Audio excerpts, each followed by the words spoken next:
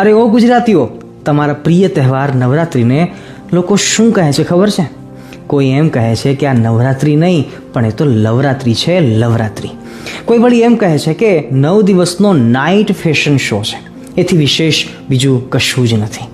કોઈ વળી એમ કહે છે કે માતાજીની પૂજાના નહીં પણ વાસનાના પૂજારીઓની પૂજાના દિવસો આવ્યા.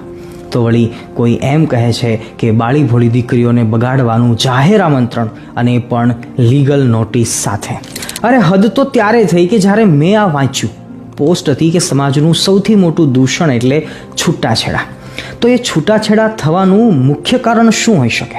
તો જવાબમાં કોઈકે લખ્યું કે ડિસરિસ્પેક્ટ, કોઈકે વળી લખ્યું કે બેડ બિહેવિયર, કોઈકે વળી એમ લખ્યું કે ઓછી વાતચીત થતી હશે, કોઈકે વળી એવું લખ્યું કે એ પૈસાનો અભાવ.